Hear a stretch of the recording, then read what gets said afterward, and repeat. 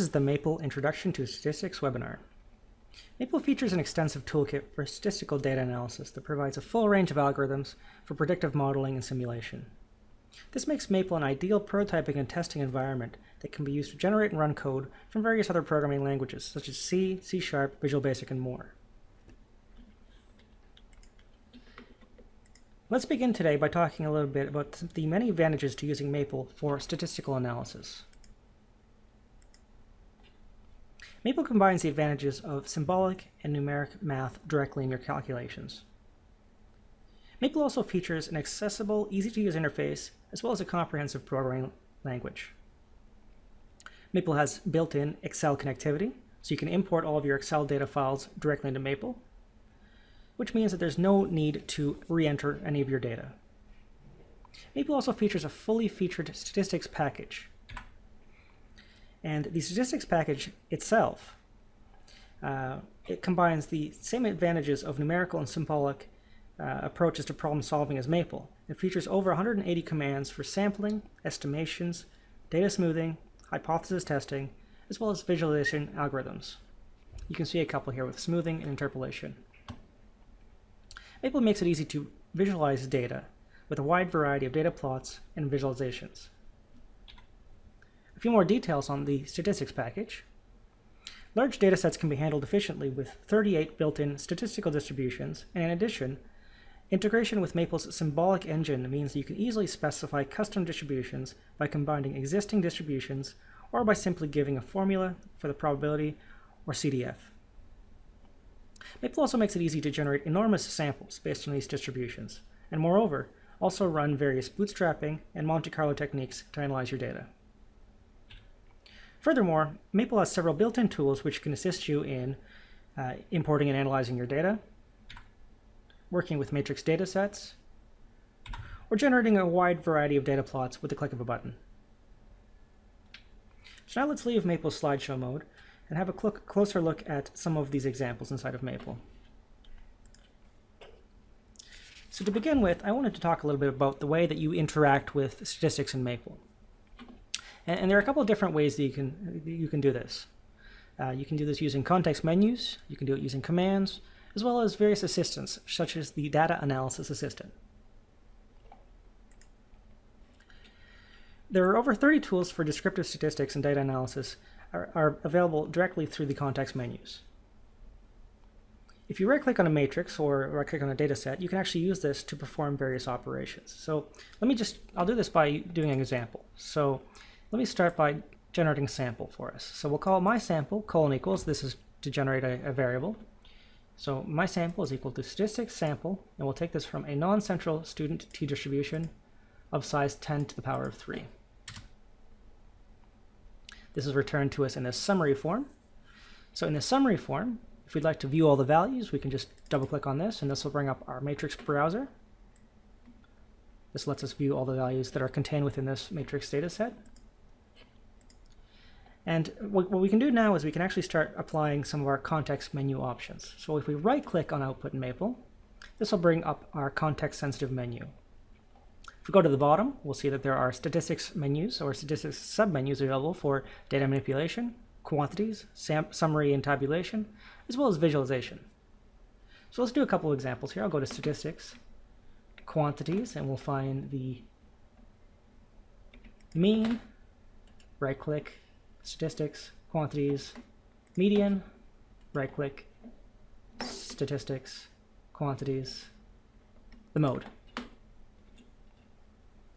So each one of these clickable options, each one of these context menu options is actually the graphical interface for a lot of our built-in Maple commands. And that brings me to my second point about interaction for Maple. You can interact with Maple using the commands. To view the commands which are available in statistics, I'm going to run this with statistics command. And this with command not only shows us all the different options that are available in statistics, but it also will actually load the statistics package into Maple's main memory. What this means is that we no longer have to run commands such as we saw here, where we have to run statistics :sample. we can actually, since now statistics has loaded itself into Maple's main memory, we can just run sample or mean or median or mode directly without needing to add on the statistics qualifier.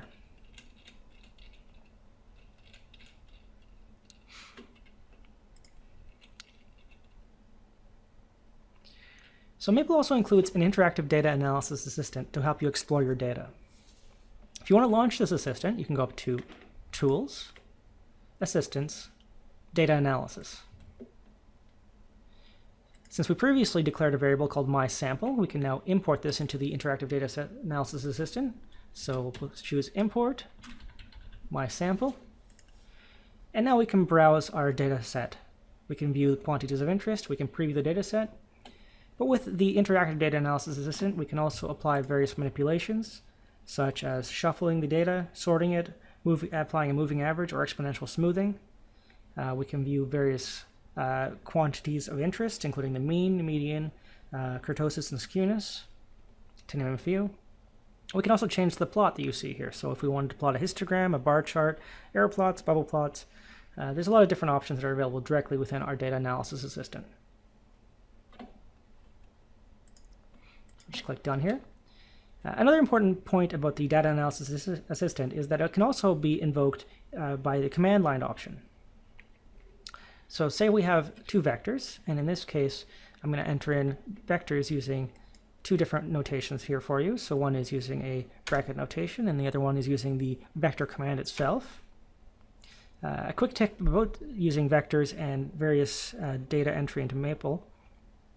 The statistics package in general works on one-dimensional objects, such as vectors, one-dimensional arrays, and lists.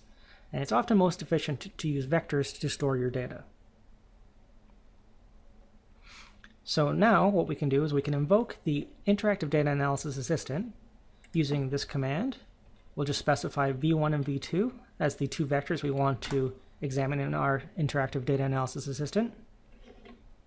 Now we can browse both of these, previewing the data set, as well as looking at any quantities of interest.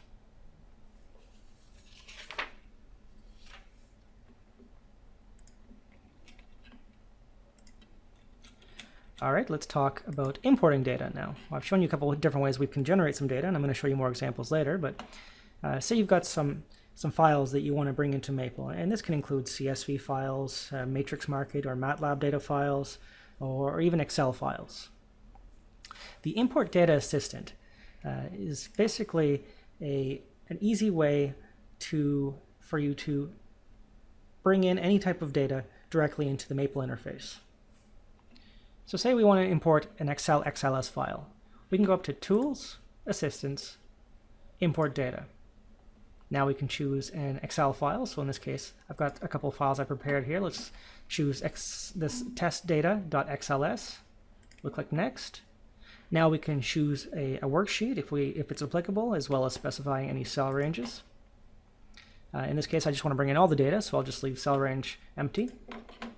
We can now specify the pattern in which the data is stored. I'm going to leave it as rectangular, but there are also sparse options here. And let's give this a variable name, so we can call it later. So my XLS file, and we'll click Done. So this is again returned to us in the summary form. We can double-click the summary in order to view all the entries.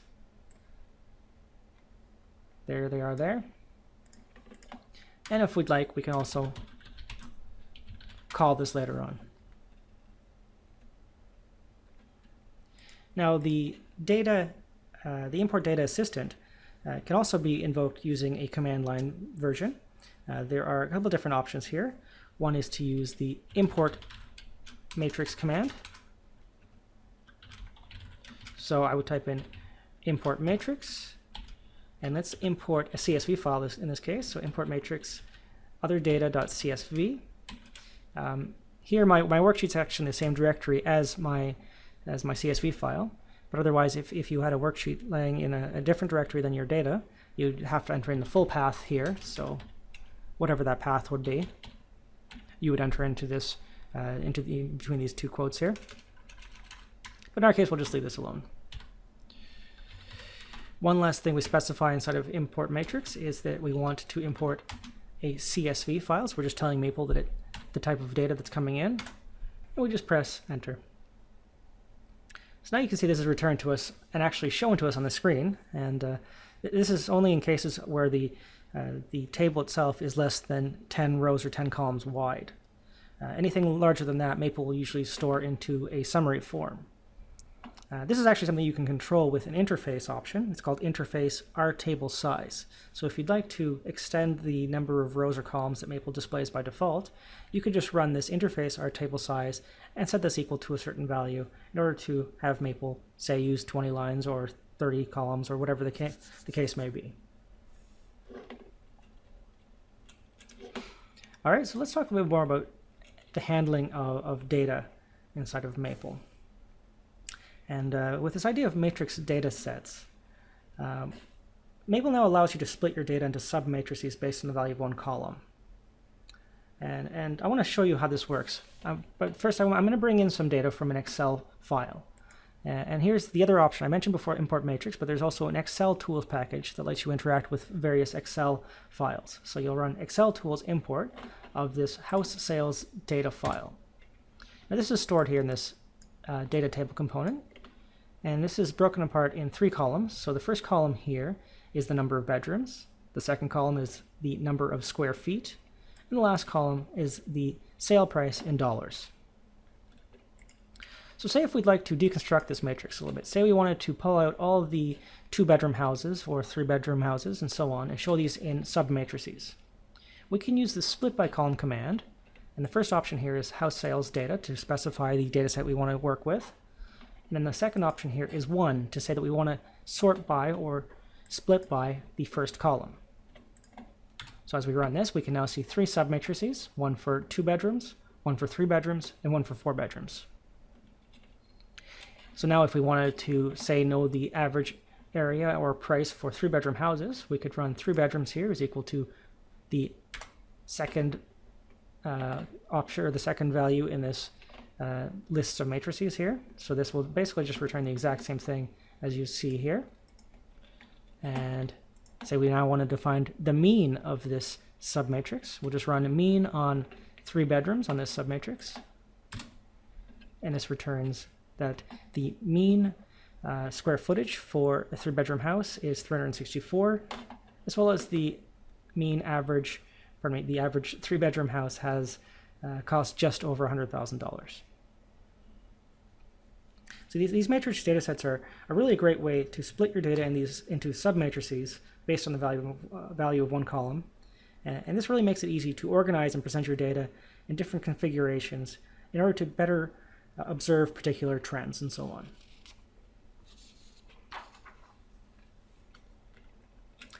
All right, so let's move on now and talk a little bit about random variables inside of Maple. And I think for the most part, from now on, we're going to be exclusively using commands in Maple to do a lot of our examples. But it is also worth noting that many of these problems can also be done using context menus as well. So, as we know, a random variable has a certain distribution, which may depend on symbolic parameters. So in our first example here, we can compute the properties of expressions involving a random variable, such as the expected value of the square of a standard normally distributed variable, just using various commands on Maple. So to begin with, I'm going to declare x to be a random variable. The first option in the random variable command call is the distribution type. So here we are declaring x to be a random normal variable of mean 0 and standard deviation 1. And we can see this also by running the mean command. So mean of x is 0, expected value of x squared is 1. We can also generate the CGF of x using a parameter t. Now let's go on and actually do a slightly more interesting example. We'll do one with symbolic parameters. So we'll generate y as a random variable taken from a Rayleigh distribution. And you may have noticed here for the first one, it was returned to us as underscore R1, underscore R2. This is just Maple's way of denoting random variables in Maple's memory. So now if we want to find the mean deviation for y, we'll just do mean deviation y. This returns the mean deviation for y, as well as standard moment. We'll do the 5th standard moment, so it'll be y, comma 5 for 5th standard moment, and so on. Now we can also examine the properties of expressions involving two random variables. So in this case, let's find the expected value of cos x times y. So we'll run the expected value command. There's our expected value. We can also find the correlation, and we can plot the correlation using the plot command. One tip about using context menus: if you'd like to quickly do a plot of this expression here, we can right-click on the output of Maple, choose plots, and then 2D plot. And this will return the exact same plot as we saw down here with plot of correlation. Now you can also calculate the values directly from predefined distributions. So let's find the mean of F ratio with two parameters, as well as the third central moment from a Maxwell distribution.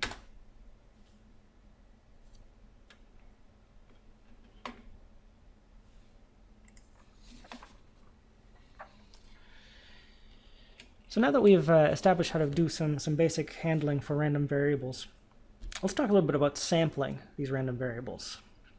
You can do this in a couple different ways. We can first declare a random variable and then sample that random variable, or we can sample a distribution directly using the sample command. So in Maple, we generate a sample using sample, and then the distribution name, as well as the number of observations. So there's our observations returned to us in this list. We can also generate larger samples if we just up this value at the end here. So let's generate a sample taken from the same normal distribution. And in this case, it's going to be 10 to the power of 7 large. So this is a little bit bigger here.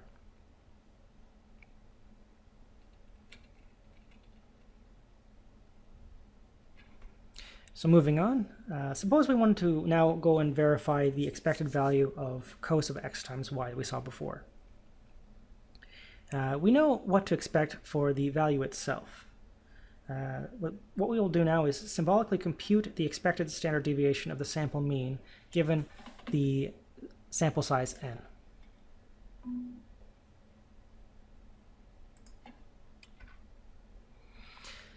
We also know that there are some fairly highly efficient algorithms for repeatedly generating random samples to obtain a numeric result. But in order to use these, we're actually going to need to assign values to our parameters. So now we'll say b is equal to 1.512. And now let's generate a sample based on this new b value. We can now take the mean of the sample using the mean command, as well as finding the observed error, where we're just going to evaluate using the evalf command. This evaluates using floating point of the expected value of cos of xy minus the mean of s. Generate the expected error using the expected error command.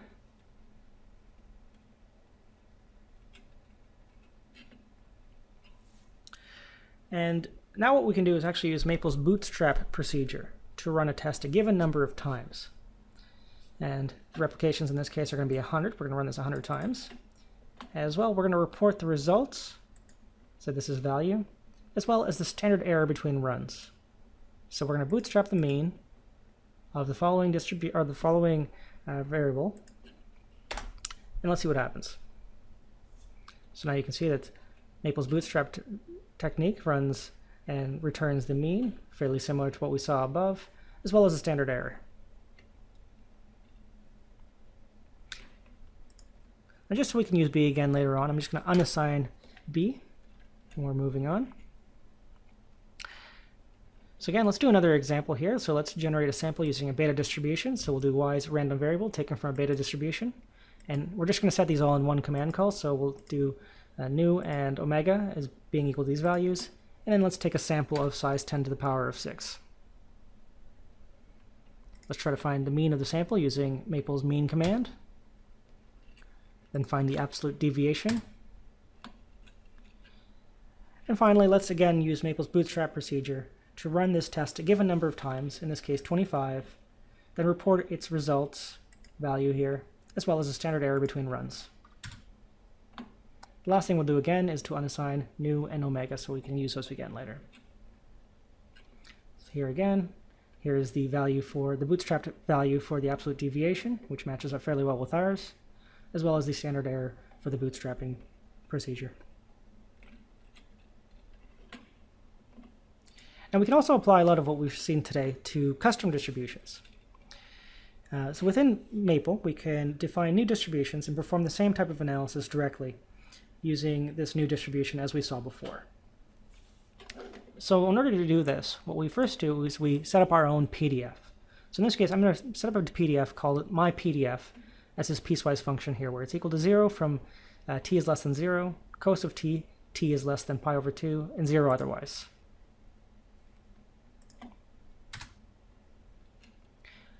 To generate a distribution based on this PDF, we'll use the distribution command.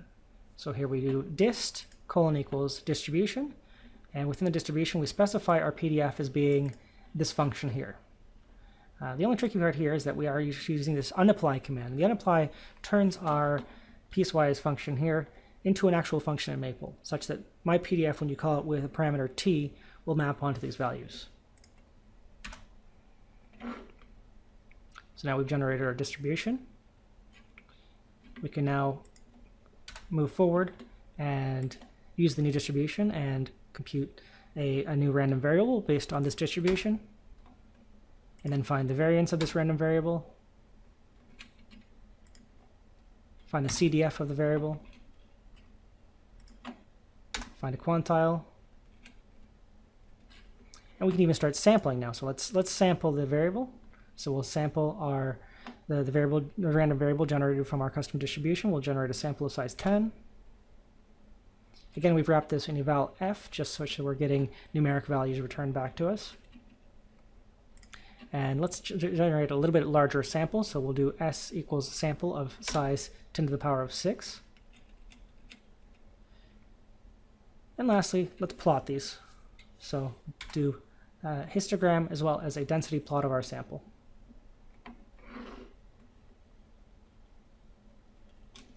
We'll do one more example for custom distributions. So in this case, I'm going to do another PDF declaration. I'm going to say my PDF is equal to, and I'm doing this in one line this time, so on apply of this Bessel J over another function.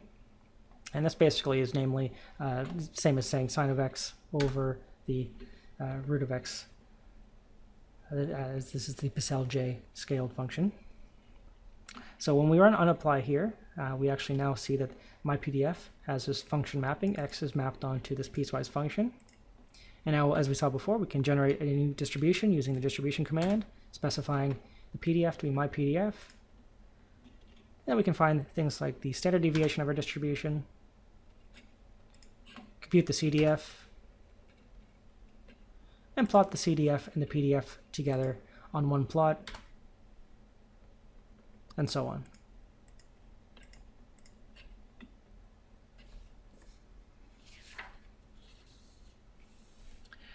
So I've shown you a couple of different ways already on how you can visualize data, but I wanted to show you some more concrete examples that deal with just visualizing data inside of Maple. And to begin with, I wanted to open up and talk a little bit about our live dataset plots. So Maple features these live dataset plots that make it easy to create and customize statistical plots, including area charts, histograms, pie charts, and scatter plots. And I'm just going to open up our palettes for a second here. So over here on the left side, this is our live dataset plot palette. And this is where you can go to generate any one of these plots directly, just with a click of a button. So what I'll actually do is I'm going to show you a couple more examples, but then actually I'm going to return to this a little bit later on and show you how we can generate a few of our examples directly using the live dataset plot palette. For the moment, I'm just going to close this again. So let's start our first example for visualizations here by visualizing the 68, 95, 99.7 rule. So to begin with, I'm going to declare x as being a random variable taken from a normal distribution, generate a sample based on x, and compute the quantile. Let's find the CDF of x, and we'll plot the CDF right here below. We'll do the same thing for the PDF of x using the probability density function command. Plot that below. So now using these plots, let's read a little bit of information back from them. So first of all, to see the 68% rule, we know that we can integrate the PDF of x from x is equal to -1 to 1, or basically within -1 or plus or minus 1 standard deviation of the mean. If we evaluate this, we would expect this to return 0.68. Or we can just simply use the CDF and just read back values. So if we say CDF of x comma 1 minus the CDF of x minus 1, this should return, again, the same value. As we can see, we can also view this from the CDF with x2 and x minus 2, and this will return the 95, or x3 minus 3, it'll return 99.7.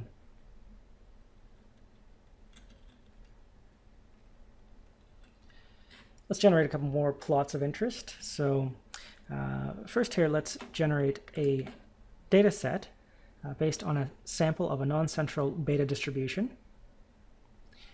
And then what we'll do is we'll sample this distribution, and then we'll generate a box plot, a histogram, and a density plot of this sample.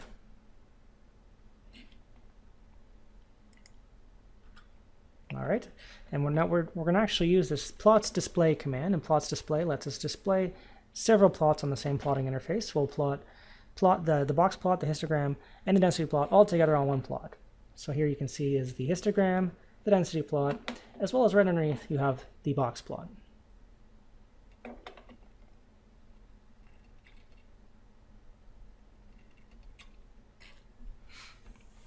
To determine whether two samples come from the same distribution, we usually look at a quantile-quantile plot.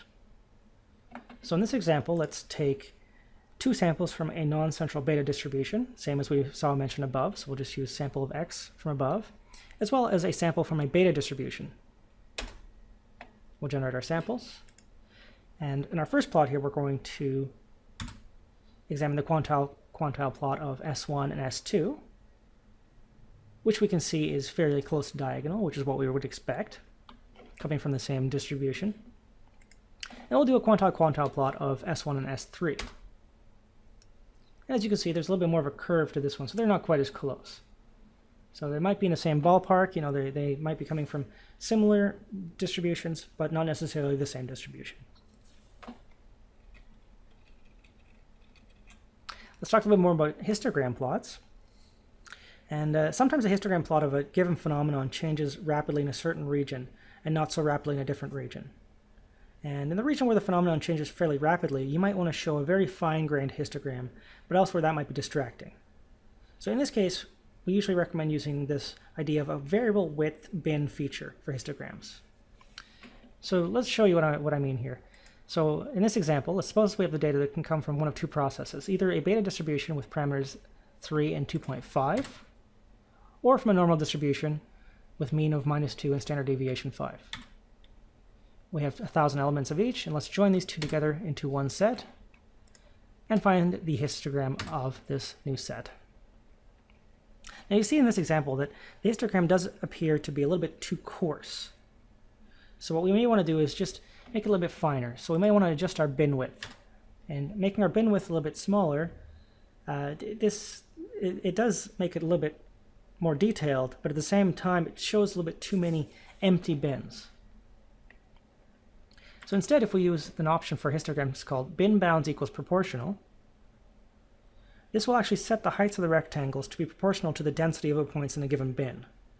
Basically what this means is the total area of each rectangle is 1. And this basically uses less points or fewer bins, the wider bins where there are fewer points. So show you what that looks like. So here you can see that down here there's a very wide bin for fewer points. And where there are more points, we'll get the tighter bins, or the closer bin width. So maybe you can also create three-dimensional pie charts and annular pie charts. So again, let's declare a data set here, and we'll do a pie chart of our data set, specifying a few different options, such as the color scheme. So we're going to go from cornflower blue down here to a dark blue. And then the pie chart command itself will basically just fill in the blanks in between and move between these two colors from one to the other. Now I wanted to jump back to this idea of live dataset plots here. So let's open up again our live dataset palette. And I want to create this exact same example using the dataset palette. So if we go over here to live dataset plots, we can just simply click on any one of these elements that are over here, and you'll see there are elements for bubble plots, box plots, histograms, and so on. If we click the pie chart live data plot,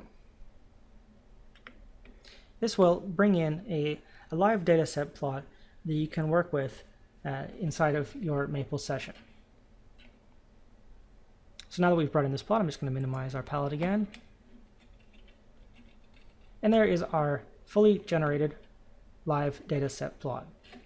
And you can actually now see where I got our data from. So this actually by default uses this default dataset that I used before, as well as giving options to explode certain areas. So we want to explode C and D, so we use this to explode here.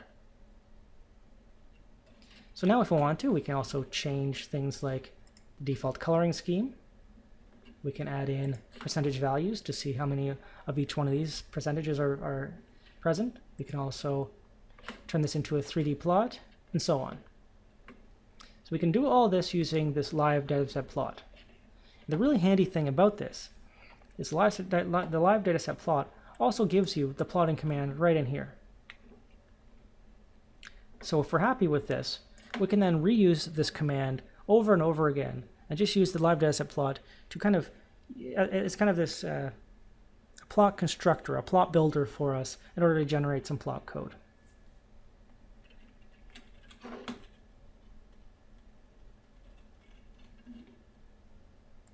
All right, so I have a couple of more visualizations that I wanted to show you. So let's begin by doing a scatter plot. So in this example, we're going to use a matrix containing two columns of independent data generated from a uniform distribution. So here's X and Y, as well as a third column of dependent data. And we're going to construct this by adding noise to a function in the first two dimensions. So first we generate this Z error as being taken from a normal distribution, as well as being added to basically a function being applied to columns from X and Y.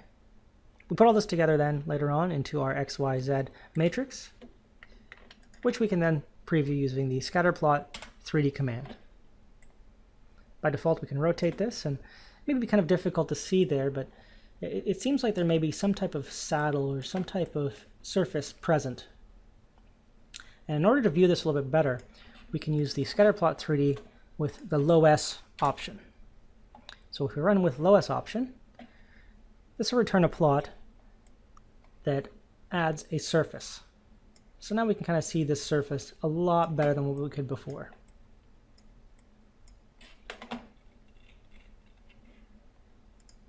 So before we move on, I just wanted to mention a couple of more examples worth noting.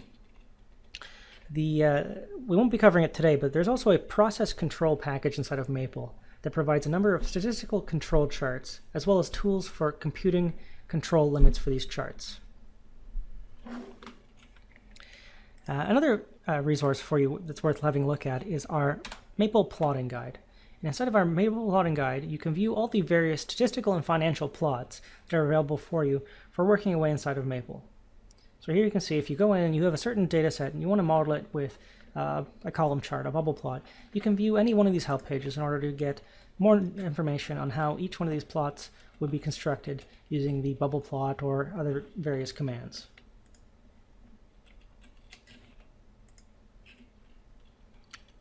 All right, so let's talk a little bit now about hypothesis testing. So Maple gives you the tools to run 11 different automated tests, each one using one simple command. So for example, to test whether it is statistically likely that the hypothesis that two samples that are approximately normally distributed come from distributions with the same mean, you can use the toSample t-test command. So, and here comes another tip. To obtain a full report, set the variable info level statistics to 1. And this is fairly important for the t-tests or various other hypothesis tests, because otherwise you wouldn't actually see all the information contained within these tests. So let's go through now and do an example. So generate a x1, x2 as being random variables from a normal as well as a chi-square distribution. And then we generate samples of both of these random variables. Now we perform the two-sample t-test. And we can see from the two-sample t-test that there exists statistical evidence against the null hypothesis. So here's another example. So say in order to test if a given sample is likely to have come from a given distribution, you can use a chi-square suitable model test. So say if we take the first 10 points of S2, it is not unlikely that this comes from the distribution of x1. So we see here that the result is in fact accepted. There is no statistical evidence against the null hypothesis. But if we are again sampling from a different distribution, so say if we take the entire sample space, so we take 750 points and see if those are present in x1, this does actually get rejected. We see there's evidence against the null hypothesis. And this can of course also be seen directly from the histograms. So here in the back you see the histograms for our 10 sample set, as well as our larger set and the density. And before we move on, I want to set input level of statistics back down to 0 such that we don't get this overly verbose handling of all of our statistical commands. Is this one here, because it really gives you a good demonstration of how you can utilize some of our statistics commands. And here I've just used a couple of very simple ones within this clickable interactive interface. So that concludes the talk for today. And if you'd like to learn a little bit more about Maple, you can visit our Maplesoft homepage, which is www.maplesoft.com. And here you can actually watch more webinars as well as browse many of our applications and examples. So the worksheet I used today, as well as many other applications, it can all be found under Resources, Application Center, and you can go in here and you can browse under Statistics. And here you'll find various applications. In this case, it will probably be under Introduction to Statistics, which can be directly downloaded from the Application Center. Thanks for listening.